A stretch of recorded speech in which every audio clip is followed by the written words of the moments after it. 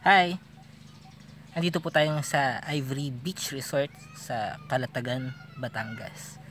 Shout out pala sa mga kasama namin dapat sina Dayan. Hi! Sayang wala ka. Umalis kami ng Manila ng around 3:30 na madaling araw. Mabot kami dito mga 4 hours drive kami. Medyo natagalan na kami kasi naghanap na kami ng resort dito. Yan. Papakita ko sa inyo yung tsura. Kamusta?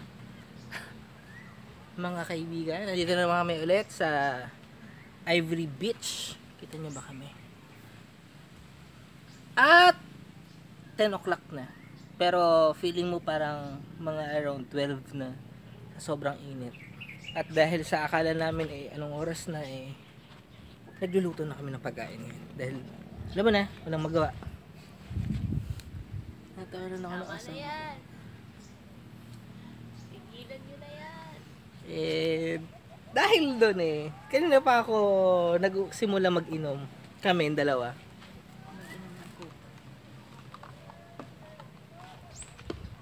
Itutour namin kayo sa aming munting paraiso.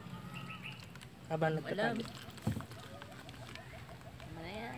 Lasing na yan. So, kanina nakaiglip na yung asawa ko. Ako naghanda na ng aming merienda. Hotdog, grilled hotdog. Kasi ito ang aming cooler. Nagdala ako ng maraming ice. Bumili ako dun sa may palengke. Tapos ang mga bit-bit namin pagkain ay shinaping namin sa aming bahay. Yan. Magwawala ang aming katulong mamaya dahil mawawala ang kanyang lulutuin. Dala kami nito. Kasi kagabi, birthday ng nanay ko. Binili namin to. At magugulat na rin sila dahil nawala na yung isang sauce nila. Yun yung ipapalaman namin mamaya sa lahat ng mga iluluto namin. Papalaman talaga. Ay, ano lang pala. Siya ang number 1 critic ko. Ano man tawag doon? Ano? Sauce. Sauce daw. Sauce. Tapos ito naman ay yung noodles namin. Pagtanggal hangover. Galing Abu Dhabi. Abu Dhabi ba galing siya? Dubai! Medyo nakainom na po. Pasensya na. Meron kaming pancake. Pang breakfast. Tapos ito naman po. May kita nyo ang aming ginawang zuyan. Matibay naman siya. Wala pa naman bumabagsak. See? Pang relaxation. Nandito pa rin kami sa Ivory. Pasalamat kami at lumipat kami. Dahil ang ganda dito. Ang ganda dito mga bes. Dito kayo. Wala po kaming dalang tent. Inuulit ko. Ang ganda po ng tent nila. Sa murang halaga. Nagtanong-tanong na rin po kami mga bes sa caretaker dito. Nakalimutan yung pangalan. Kukuha ko ng contact number kasi yun yung mali namin before. Para ma-share naman sa inyo. Meron sila ditong boat. Nagtanong ako kanina kung mag-depende sa bangkero to. 750 daw ang pinaka malapit na island hopping dito. Yes, best. Susi. Nasa Bagkuhan Tapos ito, bukod sa 700, yun yung pinakamalapit na island hopping. Per head po yun. Mahal ba yun?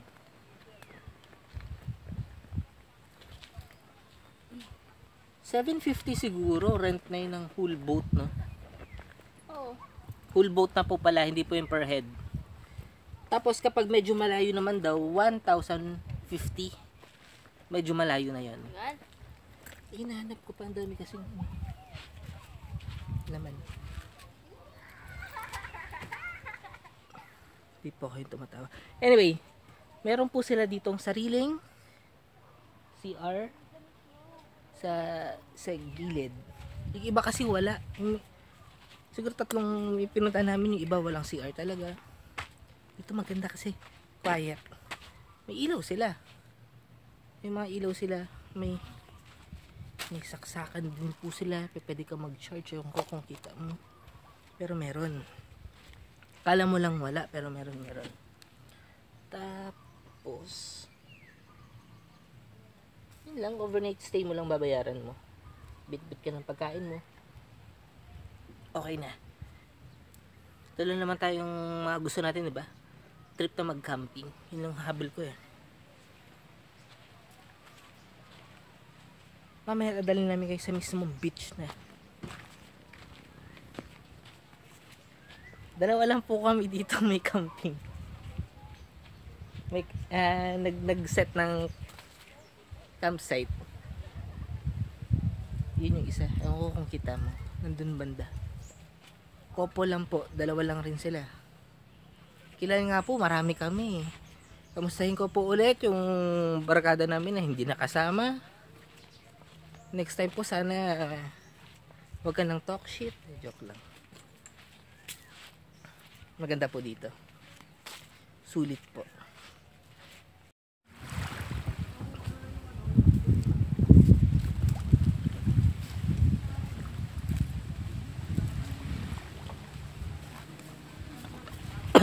Yan, ikot naman kami ngayon. Iikot-ikot kami ngayon. Punta kami dun banda. For na no, Han? Ayan, 4 o'clock na po. Tapos na rin kami kumain. Nagluto ako kanina ng hotdog. Tapos natulog ako. Tulog kami actually pareho. So ito yung beach nila.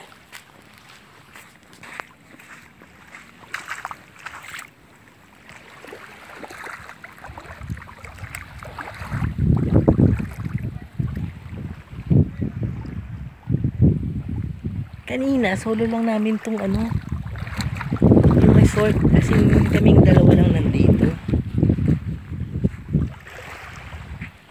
Tapos biglang dumating tong mga isang grupo. Tapos tinabihan pa yung tent namin ng iingay. Nanonood pa naman kami ng Beauty and the Beast. Diba, Han? Hindi naman kami makalipat kasi nakakatamad, ang daming bibit-bitin. Tsaka settled na eh. Ang ganda-ganda ng pwesto namin. Kaya na lang natin sila. Nag-enjoy rin naman. Maingay nga lang. So yun, pumunta kami doon sa may sandbar. High tide na po. High tide na po ngayon. So again, tawag nila dito is Ivory Beach Resort sa Batangas. Highly recommended kasi mura lang po. At maganda compared sa mga ibang napuntahan namin. Han, may aso. Doggy. Gusto mo pumunta dun sa may palayan? Ayaw mo dun? Highly recommended. Maganda yung place. Maganda yung place niya. Very relaxing. Ang daming puno. Marami siyang puno. Yung ibang pinuntahan namin, yung pinakauna talagang pinuntahan namin, Mount Desierto. Alilit ang puno. Wala kang paglalagyan ng ng duyan. Di ba, Han? Yun, aura. Dito maganda. Yung isa naman may video okay pa. Pangit naman masyado maingay. Kaya umalis kami, naghanap pa. Siyempre dikit-dikit lang naman to lahat ng mga resort na to eh.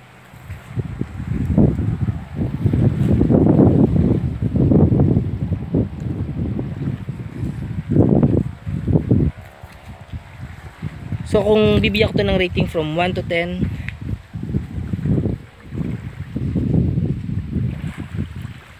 pasado 8, mga nasa 8 siya. Kasi mura lang. Magpipitch ka lang ng tent mo. Yun nga lang yung tent namin na wala. Mabuti na lang mayroon sila dito for 300 pesos. Diba? Wala akong maibibigay sa inyo na information kung paano mag-commute dito kasi may dala kaming car eh. Oo. Diyan kami nagpunta sa kabilang beach kanina. Ano ba yung katabi nito? Ay, masikip. Eh, yun yung kabilang ano, nanira eh. Ang sikip dyan. May floating cat. Ay, ito yung sandbar. Doon tayo sa sandbar. Hindi ko alam bakit sandbar tawag. Sandbar ba tawag dyan?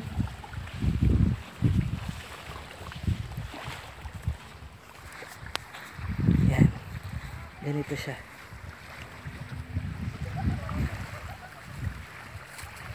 Pang, saya. Walang tao. Mamaya mag-bonfire kami.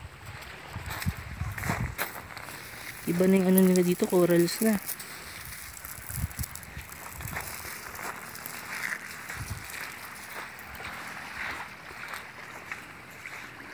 High tide na kasi. Kanina nag-low tide, talagang dun lang yung tubig.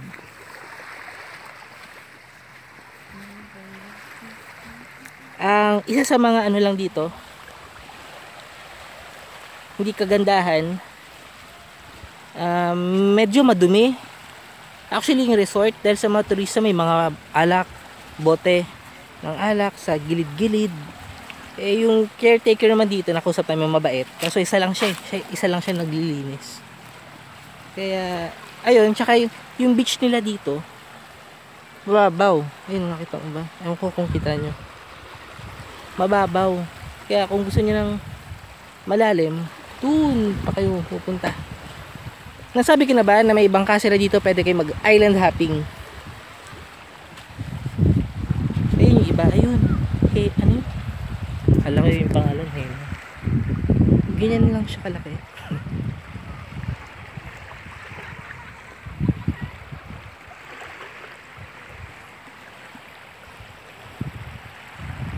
Yung iba kasing, katulad yung pinagtanungan namin yan, magpipitch ka ng tent. For example, dito ka magpipitch ng tent.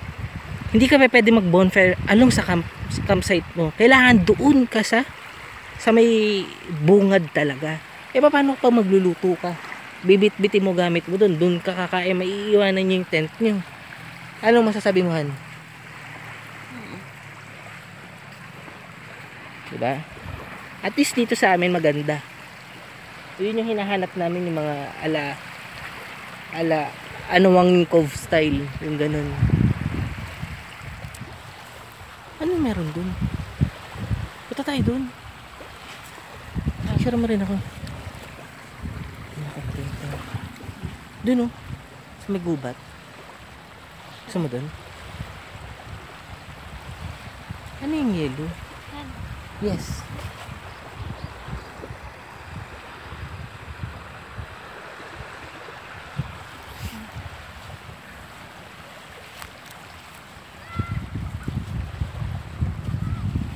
Ganda. Ay, kanina pala nakakita kami habang nanonood kami ng Beauty and the Beast. Yun yung mga time na wala pang maiingay na katabi naming mga kapitbahay. Nakakita kami ng woodpecker. First time ko nakakita ng ganun. Habang nanonood kami, may tumutunog. Kasi nagnan ko sa taas namin, may maliit na ibon. Tinutukan nyo talaga yung ang ingay. Tinawahan, may bangka, oh. Ano ba yan? Swamp yata to, eh. Alam, may maingay. Oh my God.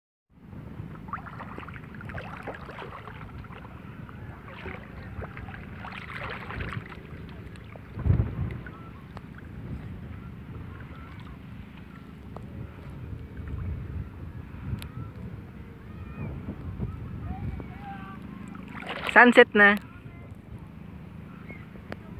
Ligo muna kami. Okay naman yung beach nila dito. Medyo mabato nga lang. At katulad sinabi ko kanina, mababaw. Parang ganito. May mga bato.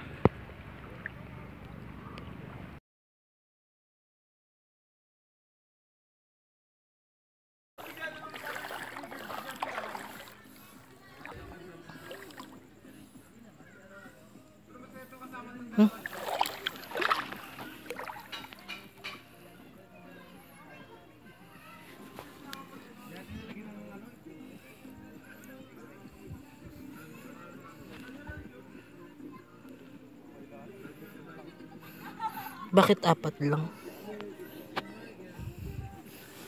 Ito.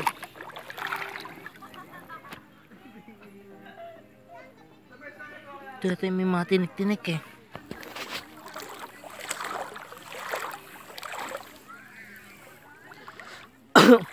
Dito sa Batangas, katulad po sa Bicol, marami po dito mga mambaboso. May mga ilaw-ilaw doon. Mga nambaboso po yun. Pero hindi po yung katulad ng ibang boso. Yung boso po dito yung mga namamana.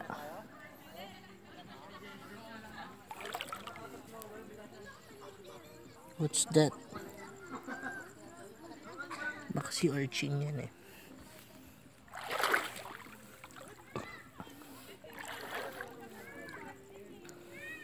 May isda. Saan yung isda? Yung shrimp po, umiilaw yung mata niya eh. Tapos kapag nag-focus ka sa kanya, magdidig siya underground. Ngayon kapag nilawan mo siya, hahawakan mo lang po siya para siya ayun. Take this one.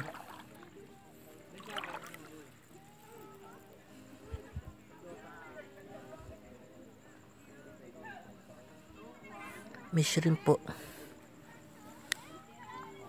Ewan ko kung kita nyo pero meron.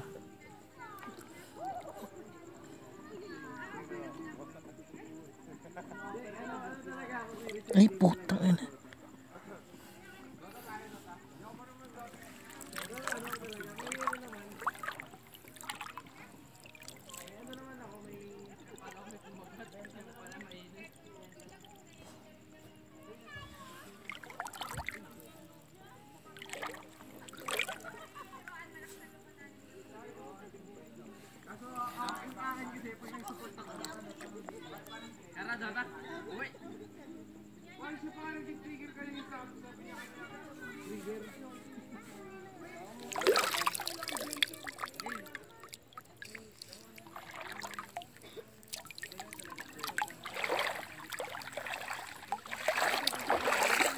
Nahuli ko po. Dali natin doon.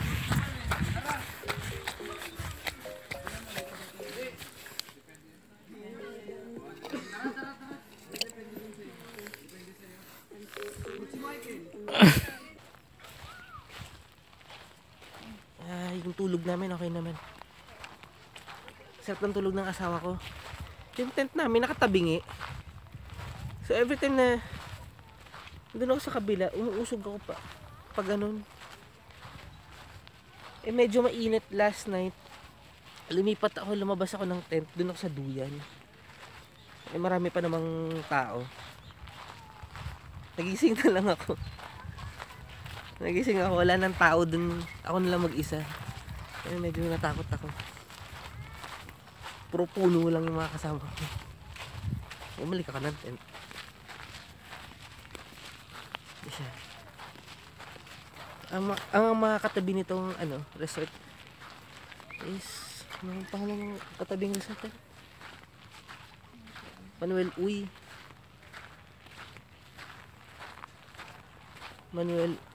Uy. Tapos yung may mga floating cottages nandun sa dulo. Tapos yung resort na pinuntahan namin, in fairness, magaganda yung mga comfort room niya. May comfort room siya. Tapos sa gilid niya, may mga sink naman para pwede ka maghugas ng mga plato. Ganyan. Doon tayo, Han?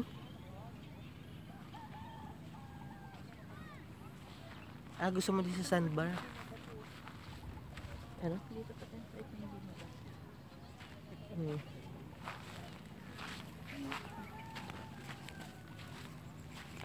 Ilan may bangka o paano nga aalisin yun dyan? Tulak.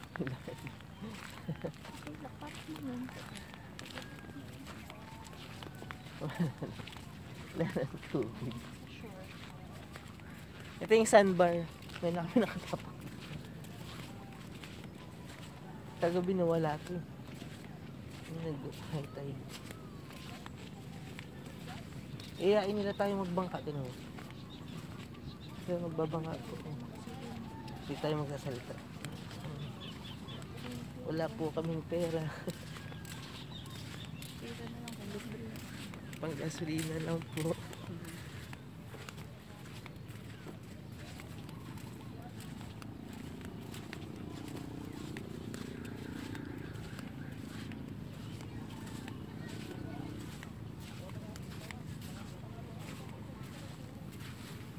Kagabi nakakatuwa kasi.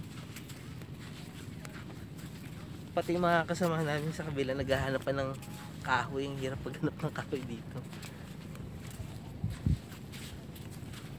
Kapag dito nung sa mga parang mabundok-bundok nakakatakot. Ito ba't ganito? Ba't ganyan yan? Di rin.